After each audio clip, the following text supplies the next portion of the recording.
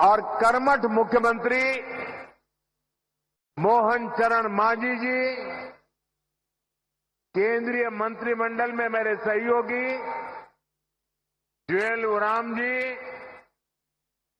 Deputy CM प्रभाती परिडा जी, कनकवर्धन सिंह देव जी, संसद में मेरे साथी बैजयंत पांडा जी, प्रदीप पुरोहित जी, उड़ीसा भाजपा के अध्यक्ष मनमोहन सामल जी,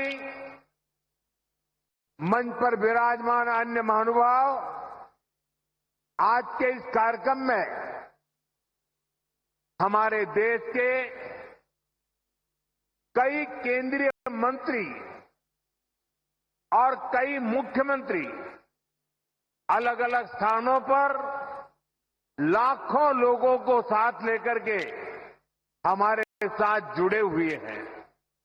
मैं उन सभी का भी अभिनंदन करता हूं और यहां झारसुगुड़ा के मेरे भाई बहनों को आदरपूर्वक प्रणाम करता हूं।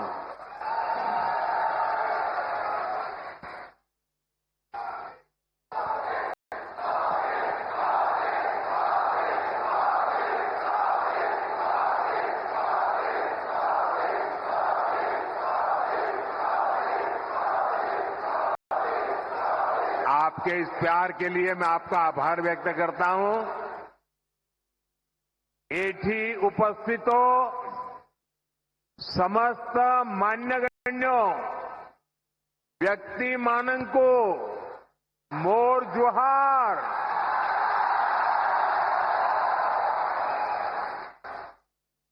साथियों, इस समय नवरात्र का पर्व चल रहा है और ऐसे पावन दिनों में मुझे मां समोलेई और मां रामोचंडी की इस भूमि पर आप सभी के दर्शन का सौभाग्य मिला है। यहां बहुत बड़ी संख्या में माताएं बहनें भी पहुंची हैं। आपका आशीर्वाद ही हमारी शक्ति है। मैं आप सभी जनता जनार्दन को नमन करता हूं। भाइयों और बहनों, 1.5 साल पहले विधानसभा चुनाव के समय ओडिशा के आप लोगों ने एक नए संकल्प के साथ आगे बढ़ने का प्रण लिया था।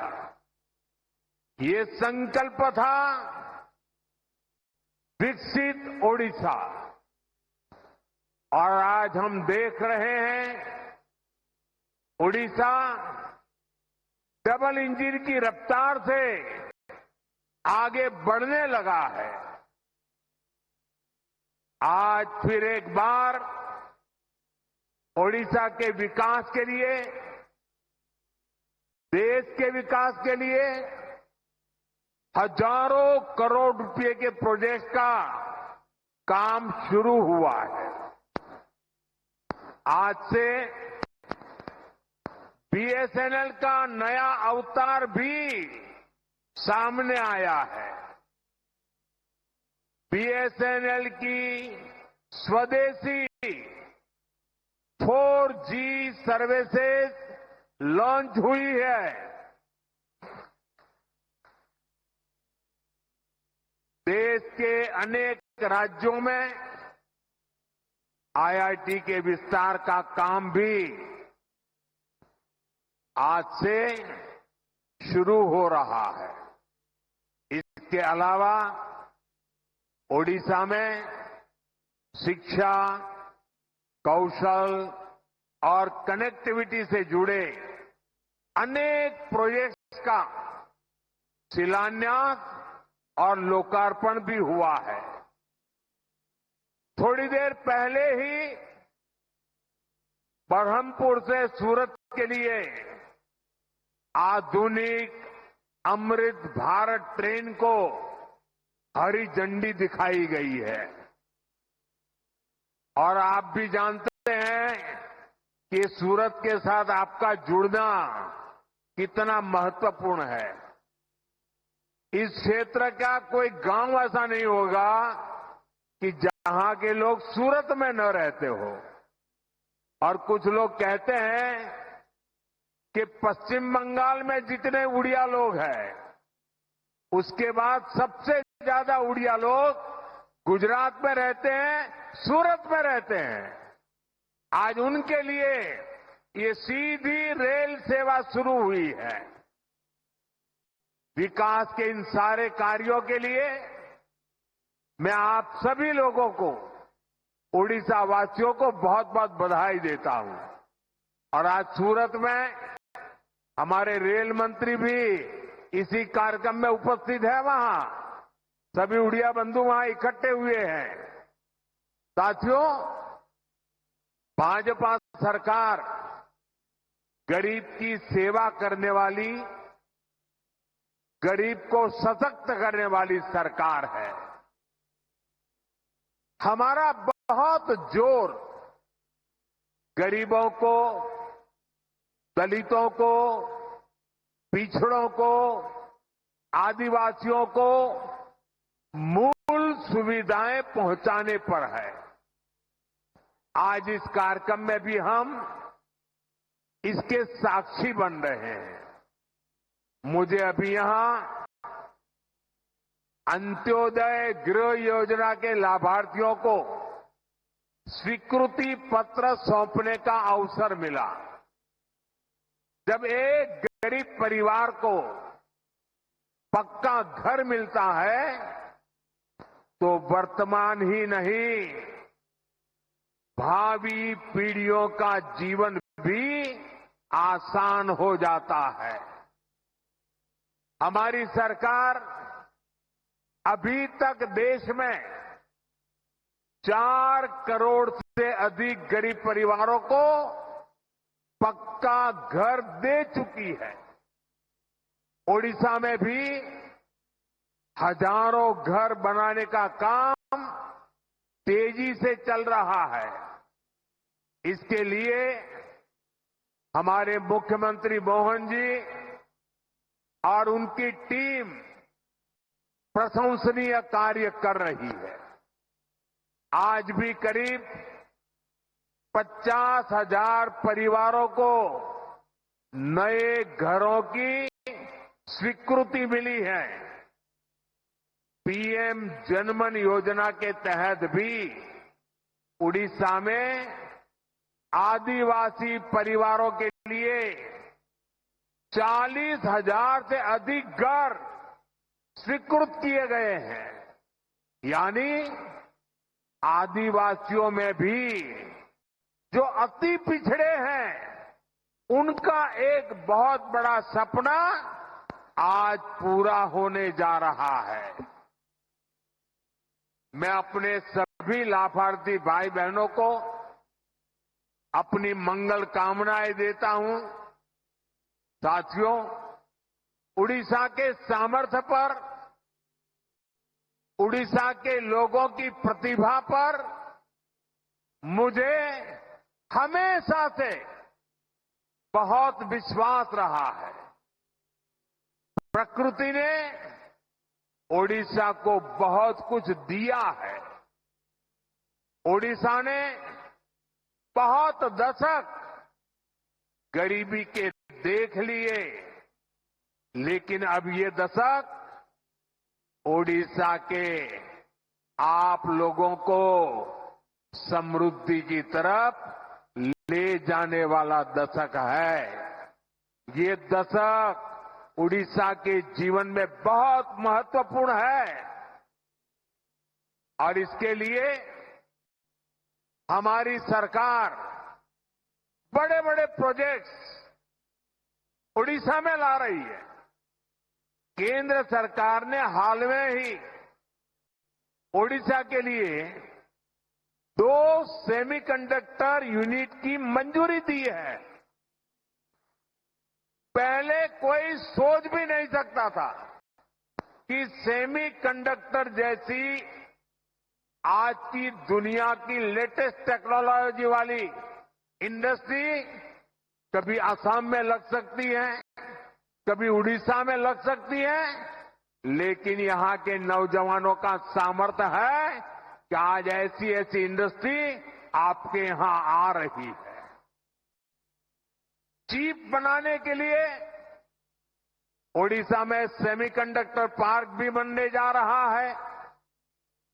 वो दिन दूर नहीं जब छोटी सी चिप जो आपके फोन, टीवी, फ्रिज, कंप्यूटर, गाड़ी, ऐसी अनेक चीजों में अब चिप के बिना उस कोई भी इंस्ट्रूमेंट वो जान ही नहीं रहती, जान चली जाती है। सारी जान उस चिप में ही होती है। और वो छोटी सी चिप जो इन सारे डिवाइसेस में उपयोग होती है, वो अब हमारे ओडिशा में बनेगी। जरा जोर से बोलिए, जय जगन्नाथ। साथियों, हमारा संकल्प है कि चिप से लेकर शिप तक हर चीज में भारत आत्मनिर्भर हो। मैं जरा आपसे पूछना चाहता हूं, आप जवाब देंगे? मैं पूछूं तो जवाब देंगे? पूरी ताकत से देंगे? आप मुझे बताइए, भारत को आत्मनिर्भर होना चाहिए कि नहीं होना चाहिए? भारत को आत्मनिर्भर होना चाहिए कि नहीं होना चाहिए? भारत को आत्मनिर्भर होना चाहिए कि नहीं होना चाहिए?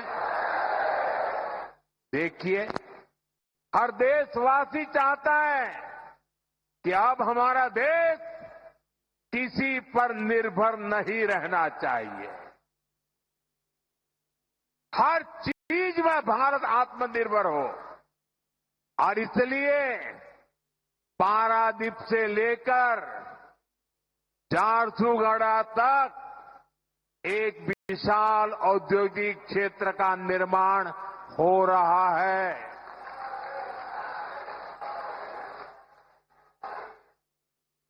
भाइयों और बहनों, जो भी देश आर्थिक रूप से सशक्त होना चाहता है, वो शिप बिल्डिंग यानी बड़े बड़े जहाज निर्माण पर बहुत बल देता है। व्यापार हो, टेक्नोलॉजी हो या फिर देश की सुरक्षा, शिप बिल्डिंग से हर जगह फायदा होता है। अपने जहाज होंगे तो संकट के समय दुनिया के साथ आयात निर्यात में रुकावट नहीं आएगी। इसलिए बीजेपी की हमारी सरकार ने एक बहुत बड़ा कदम उठाया है। हमने देश में ये बड़े बड़े जहाज बनाने के लिए, शिप बिल्डिंग के लिए 70,000 करोड़ रुपए का पैकेज मंजूर किया है। इससे भारत में 4.5 लाख करोड़ रुपए का निवेश आएगा। ये पैसा स्टील, मशीनरी, इलेक्ट्रॉनिक्स और मैन्युफैक्चरिंग से जुड़े अनेक छोटे, लघु, कुटीर ऐसे उद्योगों तक पहुंचने वाला है। इससे सबसे बड़ा लाभ मेरे नौजवानों को, मेरे देश की बेटे बेटियों को होने वाला है। इससे लाखों नई नौकरियां बनेगी। इसका बहुत अधिक लाभ हमारे उड़ीसा को होगा।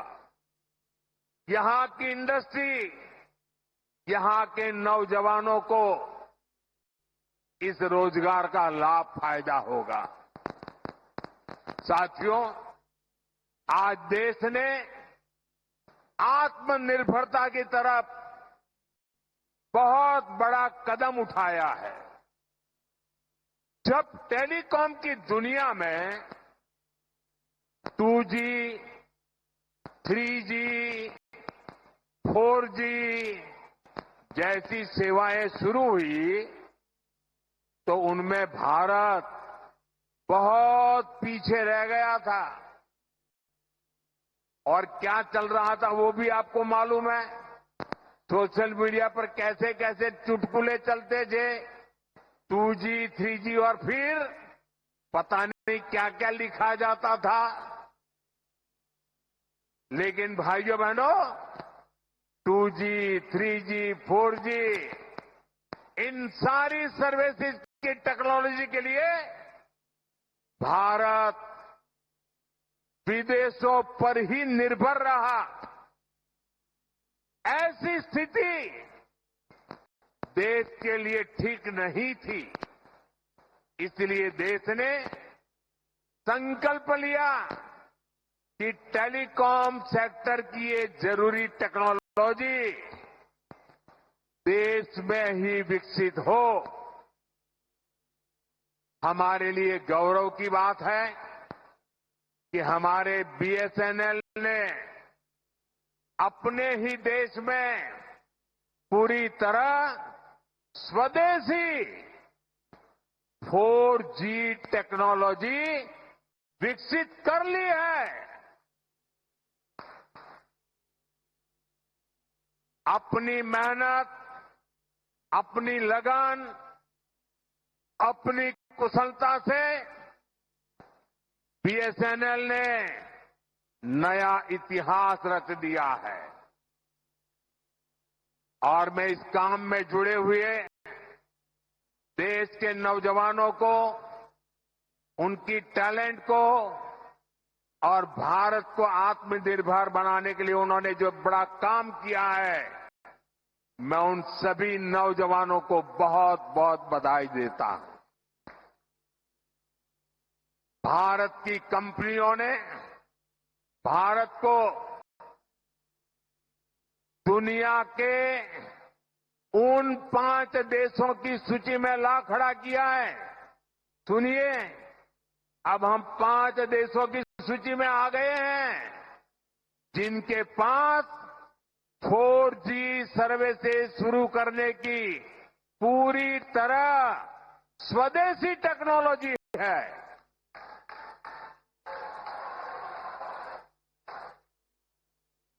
साथियों, ये संयोग है कि आज BSNL अपनी स्थापना का 25वां वर्ष मना रहा है। और इस ऐतिहासिक दिन BSNL और उसके सहयोगियों की मेहनत से आज Bharat global telecom manufacturing hub बनने की दिशा में आगे बढ़ रहा है। ये ओडिशा के लिए भी गर्व की बात है कि आज झारसुगुड़ा से BSNL के स्वदेशी 4G नेटवर्क का शुभारंभ हो रहा है, जिसमें करीब 1 लाख, दोस्तों देश के लिए गर्व होगा, 1 लाख 4G टावर है। ये टावर देश के दूरदराज के क्षेत्रों में कनेक्टिविटी की नई क्रांति लाने जा रहा है। 4G तकनीक के एक विस्तार से देश भर में 2 करोड़ से ज्यादा लोगों को सीधा लाभ मिलेगा। करीब 30,000 ऐसे गांव जहां हाई स्पीड इंटरनेट सुविधा नहीं थी, वहां भी अब ये सुविधा मिलने जा रही है। साथियों, इस ऐतिहासिक दिन का साक्षी बनने के लिए इन हजारों गांव के लोग भी अभी हमारे साथ जुड़े हुए हैं। हाई स्पीड इंटरनेट की सुविधा से ये जो नई टेक्नोलॉजी है ना, उसी के द्वारा वो हमें सुन भी रहे हैं, हमें देख भी रहे हैं। और ये दूर दूर सीमा पर बसे गांव है। और हमारे संचार मंत्री जो इस विभाग को देखते हैं, ज्योतिरादित्य सिंधिया जी भी असम से हमारे साथ अभी जुड़े हुए हैं।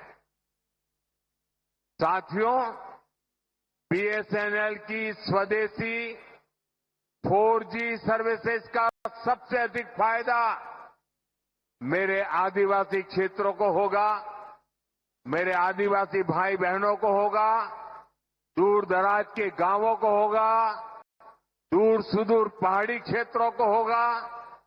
अब वहां के लोगों को भी बेहतरीन डिजिटल सेवाएं मिल जाएगी। अब गांव देहात के बच्चों को ऑनलाइन क्लास लेने में, दूर सुदूर के किसान को अपनी फसल की कीमत का पता लगाने में, किसी मरीज को टेलीमेडिसिन के जरिए आयुष्मान आरोग्य मंदिर से भी देश के बड़े से बड़े डॉक्टर से सलाह लेने में बहुत सुविधा हो जाएगी। इसका बहुत बड़ा फायदा जो सीमा पर तैनात, हिमालय की चोटियों पर खड़े, रेगिस्तान में खड़े हमारे फौजी भाई बहनों को भी होगा। वो अब सुरक्षित कनेक्टिविटी से आपस में बात कर पाएंगे।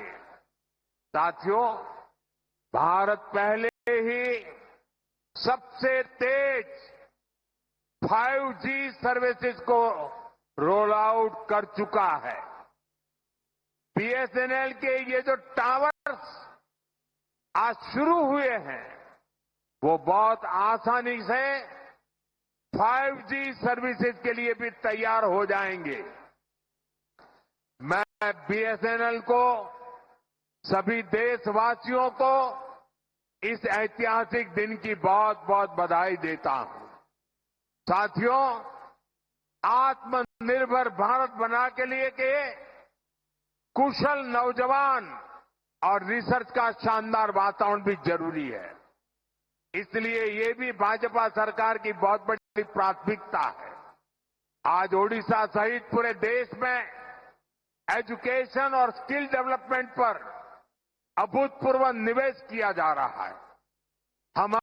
हम देश के इंजीनियरिंग कॉलेजों और पॉलिटेक्निक को भी आधुनिक बना रहे हैं। इसके लिए आज मेरिट नाम से एक स्कीम लॉन्च की गई है। इस स्कीम के तहत टेक्निकल एजुकेशन देने वाले संस्थानों पर हजारों करोड़ रुपए खर्च किए जाएंगे। इससे हमारे नौजवानों को अच्छी टेक्निकल एजुकेशन के लिए बड़े शहर जाने की मजबूरी नहीं रहेगी। अपने ही शहर में उसे आधुनिक लैब बनाने, ग्लोबल स्किल सीखने और स्टार्टअप शुरू करने का अवसर मिलेंगे। साथियों, देश के हर क्षेत्र, हर वर्ग, हर नागरिक तक सुविधाएं पहुंचाने के लिए आज इतना काम हो रहा है। रिकॉर्ड पैसा खर्च किया जा रहा है। वरना पहले क्या स्थिति थी, ये आप अच्छे से जानते हैं। कांग्रेस आपको लूटने का कोई मौका नहीं छोड़ती थी। साथियों, 2014 में जब आपने हमें सेवा का मौका दिया, तो हमने देश को कांग्रेस के इस लूट तंत्र से भी बाहर निकाला। भाजपा सरकार में अब डबल बचत और डबल कमाई का दौर आया है। जब देश में कांग्रेस की सरकार थी, तब हमारे कर्मचारी, व्यापारी और कारोबारी सिर्फ सिर्फ 2 लाख तक की अगर कमाई कर लें, 2 लाख की कमाई कर लें साल भर की, तो भी उनको इनकम टैक्स देना पड़ता था।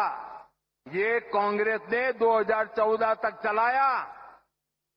लेकिन आज जब आपने मुझे सेवा का मौका दिया, 12 लाख रुपए तक की सालाना कमाई पर 1 रुपया भी टैक्स नहीं देना पड़ता।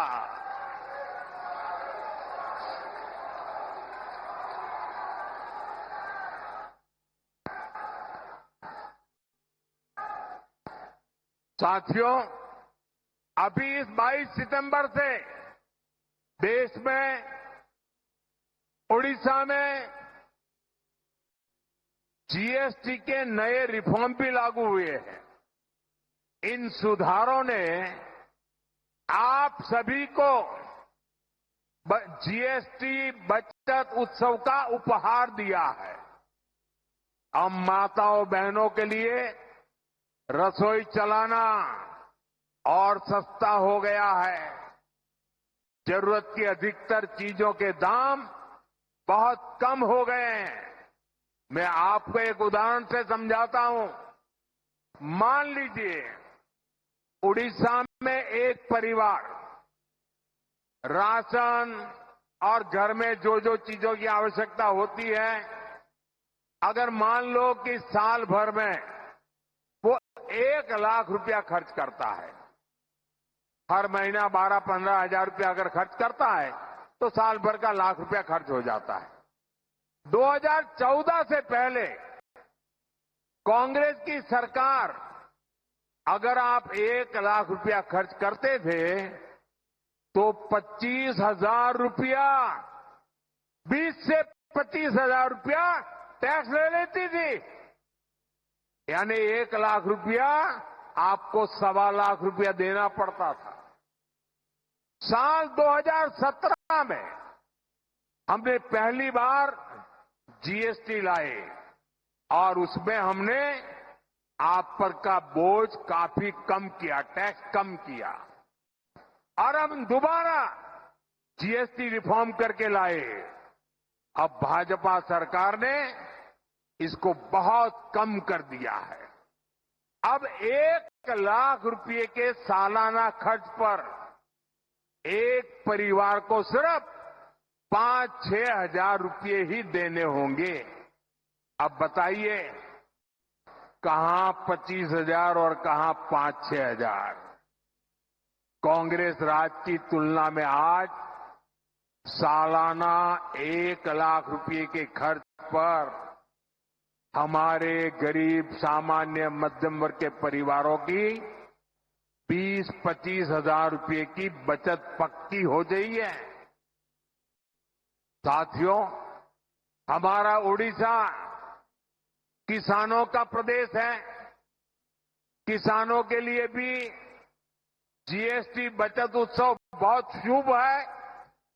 कांग्रेस के जमाने में अगर किसान ट्रैक्टर खरीदता था तो एक ट्रैक्टर पर उसको 70,000 रुपये टैक्स चुकाना होता था। जीएसटी आने के बाद हमने टैक्स घटाया। अब जीएसटी का नया स्वरूप पाया है तो इससे उसी ट्रैक्टर पर सीधे करीब 40,000 रुपये की बचत किसान को होगी। एक ट्रैक्टर पर 40,000 रुपया बचत। धान रोपने के लिए किसान जो मशीन इस्तेमाल करते हैं उस पर अब 15,000 रुपये की बचत होगी।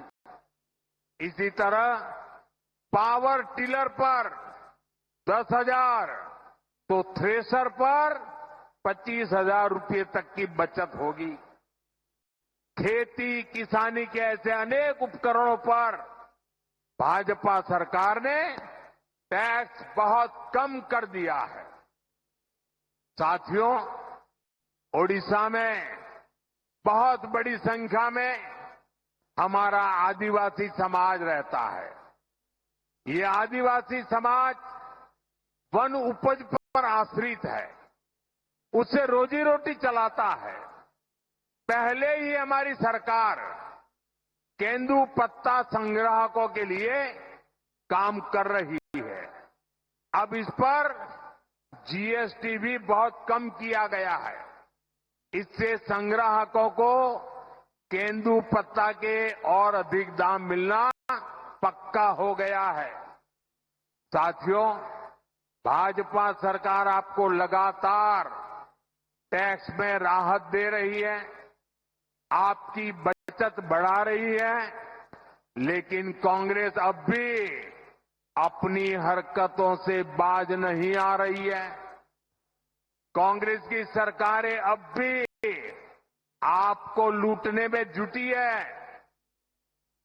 और मैं ऐसे ही नहीं कह रहा हूं, मेरे पास सबूत है कि सारे देश के लोगों को इतना लाभ हो रहा है। जब हमने जीएसटी की नई दरें लागू की तो सीमेंट से भी टैक्स कम कर दिया। हमारा मकसद यही था कि लोगों को अपना घर बनाने में, घर की मरम्मत कराने में सीमेंट सस्ता होने से कम पैसा खर्चना पड़े। 22 सितंबर के बाद अब आप देखिए, ये बयानबाजी करने वाले लोगों के करतूत देखिए। हिमाचल में कांग्रेस की सरकार है, भांति भांति की हमको गालियां देने की कांग्रेस को आदत पड़ गई है। लेकिन जब हमने जीएसटी का दाम कम किया तो पूरे देश में काम कम हुआ। लेकिन कांग्रेस आम जनता को ये सुख देना नहीं चाहती है। पहले जब हमने डीजल पेट्रोल में पैसा कम किया था तो जहां जहां कांग्रेस की सरकारें थी, उन्होंने ऊपर से दूसरा टैक्स लगा करके उतना ही दाम रहने दिया और खुद तिजोरी भर करके लूट का रास्ता खोल दिया। ऐसा ही हिमाचल में कांग्रेस सरकार ने, जब हमारी सरकार ने सीमेंट का पैसा कम किया तो उन्होंने अपना एक नया ही टैक्स लगा दिया। और इसलिए जो फायदा भारत सरकार हिमाचल के लोगों को देना चाहती थी, ये कांग्रेस की लूटबाज सरकार उसमें दीवार बन के खड़ी हो गई। इसलिए मैं कहता हूं, कांग्रेस की सरकार जहां भी रहेगी वहां लोगों को लूटेगी। इसलिए देश के लोगों को कांग्रेस से सावधान रहना ही है और उसके साथियों से भी बच के रहना है। साथियों, जीएसटी के बचत उत्सव ने सबसे अधिक खुशी हमारी माताओं बहनों को दी है। बहनों बेटियों की सेवा हमारी सरकार की प्राथमिकता है। इसमें भी हम माताओं बहनों के स्वास्थ्य पर बहुत जोर दे रहे हैं। साथियों, अपने परिवार के हित में एक मां त्याग करने में हमेशा सबसे पहले रहती है। मां का त्याग तो हम हमेशा देखते हैं। वो हर संकट अपने ऊपर लेती है ताकि बच्चों पर बोझ न पड़े। मां अपनी बीमारी तक छुपा लेती है ताकि उसके इलाज पर घर का खर्च ना हो। इसलिए ही जब हमने आयुष्मान भारत योजना शुरू की तो इसका बहुत बड़ा लाभ हमारी माताओं बहनों को, देश की महिलाओं को हुआ। उन्हें 5 लाख रुपए तक के मुफ्त इलाज की सुविधा मिली। साथियों, मां स्वस्थ होगी तो परिवार सशक्त होगा।